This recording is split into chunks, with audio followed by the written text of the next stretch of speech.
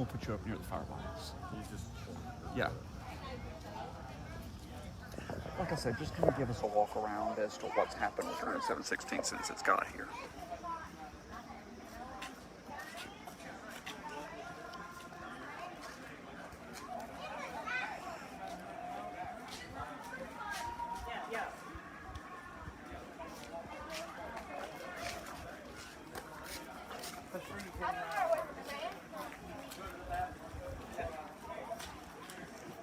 Let it build just a little bit here. Let's walk over toward the camp here.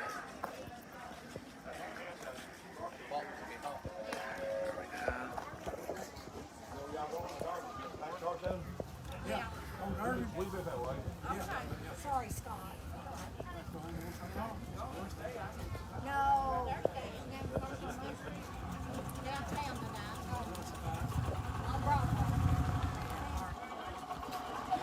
Get our golf cart out of here and we'll bring you on.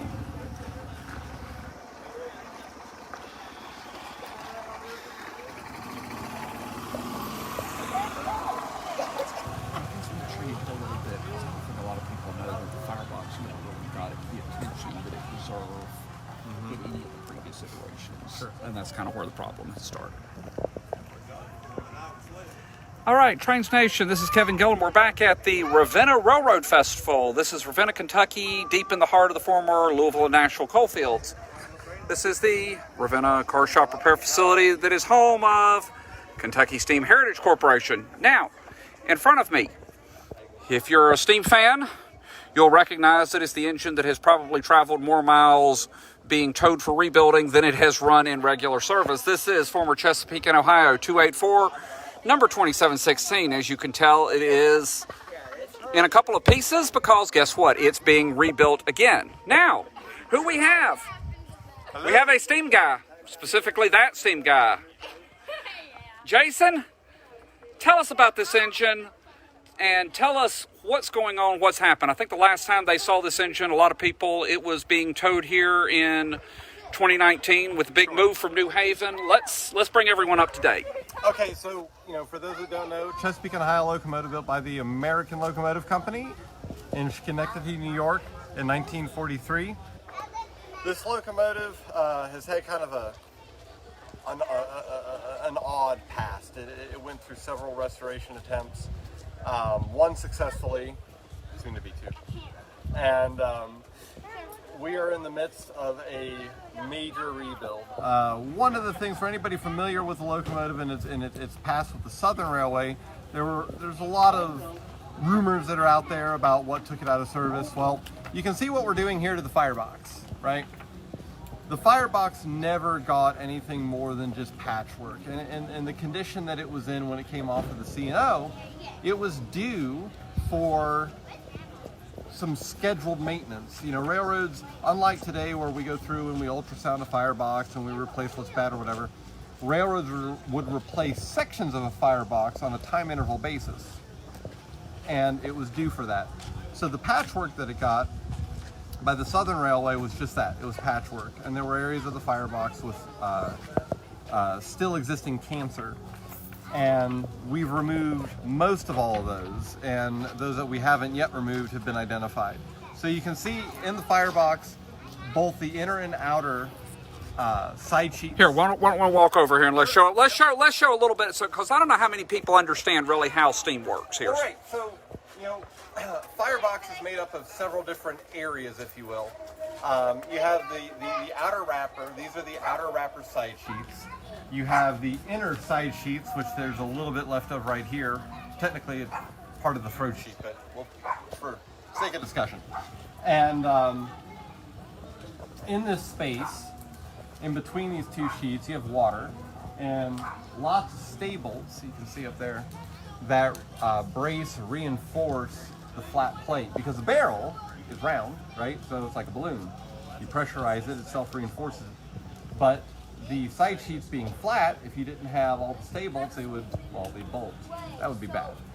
So anyway, we conducted an engineering survey on the firebox in its entirety and identified all the areas that need replacement, which consists of the inner and outer side sheets, and the front corners, as well as the back corners, and the lower 14 or 16 inches or thereabouts of the door sheet, and that will remedy all of the still existent underlying issues that the pressure vessel has.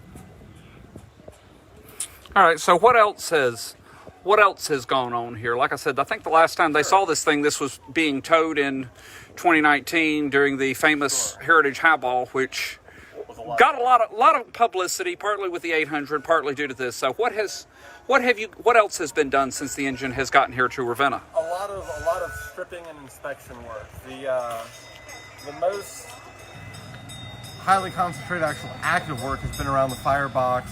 We've gone through, we've removed the flexible stay-bolt caps, identified all of the bad sleeves. If anybody saw my video on my Steam Guy page. Hold on a second, you're being interrupted by a steam engine. How often does that happen? More often than you would think, or maybe as often as you think. But no, we removed the caps, identified all the bad sleeves. If you saw the video on my Facebook page, that Steam Guy, there's a lot of corrosion that occurred on the exterior of the firebox. Thankfully, it didn't attack the sheets themselves, but rather went after the caps and the sleeves associated with the flexible stables. And those that don't know, so right here, the caps are off. And what you see here with the slot in it is actually the end of a stable. So on smaller locomotives, they don't have these, and even big engines only have so many. The rest of the stables just thread through the inner and outer sheet. These thread into the inner sheet, and this end is a ball, and the sleeve is a socket, right? So as portions of the firebox heat up and expand, it allows a little bit of movement. I mean, we're talking in the level of thousands of movement, but it still dramatically prolongs the life of the stable and prevents them from breaking. But yeah, we've gone through and inspected all those and have about 500 or so that we have to replace. Okay, let's talk a little bit about the spring rigging here. I remember, Yes. I remember Rich Melvin of the 65 group saying that it wasn't quite right at the time, so it had some wear. So let's talk about this, because I think what a lot of people don't understand, and I think it's a little bit that's been lost to time, is 2716 was kind of rushed out because 4501 was supposed to be the main engine that year, and it went down early in the season. Right. And they decided pretty quickly that the best option was, well, we'll get 2716 out, and then it'll get the work later on. And then the Norfolk Southern merger happened, and all the plans went out the window, and the end result was the engine was parked. Right. So it just never got the work that it needed to begin with. And an anecdotal note to that, you know, I grew up from 1992 until about 2002, working regularly with Bill Purdy, and heard lots of stories. For those that don't know, Bill Purdy was the master mechanic, effectively the CMO of the Southern Railway Steam Program, and he mirrored exactly what you just said, and even into the late 90s was quite agitated that he never got the chance to make this engine right, because they had a list, they knew what it needed, and it would have gotten it. But onto the spring rig. So between photographs and actually seeing these locomotives, these locomotives being the other C&O Canalas, the nickel plate Burks, the two pure Marquette Burks, this is the only one out of all of them where the springs have a negative camber to them. They're like a frowny face, right? They're supposed to have a positive camber, like smile, to the tune of about 2 inches. So the locomotive is sitting about 2.5 inches low. And that led to a multitude of issues. The pilot truck used to strike the pans that were underneath the air compressors to the point they took them off, and caused some lubrication system failures and whatnot. But the simple remedy to that, the rest of the spring rigging is actually in great shape. The equalizers and the spring hangers, all the pins and everything, are really, really, really tight. Like, I don't anticipate having to do much of anything to them. But all of the springs have to be replaced with new, which will make it happy. All right. So, give us a little bit of plug for how people can donate, how they can come and help. You know, people want to see this engine run, regardless of its various disguises over the years. And I'm sure everything's being kept somewhat quiet as to which one that may actually be. But so for people that want to actually see this thing come back to life sooner, how can they help? Well, first off, to the disguises. I mean, if somebody really wants to see it in Southern, money talks. So, you know, we only need about another $600,000 to complete this locomotive. So if anybody wants to write a check, you too can see a Southern canola again, or whatever it would be called on the Southern. Maybe you can even name it. Anyway, but no, the easy way to donate is to go to KentuckySteam.org, click on the donate button.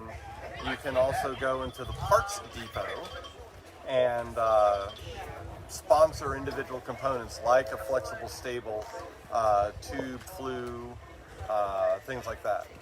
Square footage of the firebox. All right, so there you go. There's a little bit of an update on our 2716. Like I said, it ran for about 9 months with the Southern Steam program. It ran for, I don't know, something closer to 9 days with the Fort Wayne Railroad Historical Society in 1996. And now they're in the process of making it steam again. So go to KentuckySteam.org, help out, come down here, be a volunteer, get your hands dirty, learn about steam technology. We've got to preserve this for future generations. Yeah, join up, go to the website. You know, we are a very inclusive organization. We welcome anyone and everyone who desires to participate in an endeavor like this. So, with that, we'd like to thank you for joining us at the Ravenna Railroad Festival. There's been a lot of locals actually come out. We hadn't seen nearly as many rail fans as we thought, but we've got the local township, which is even better. So you can see how much this really does mean to the area. This is the heart of the former Louisville and Nashville coal fields. Railroading goes back generations here.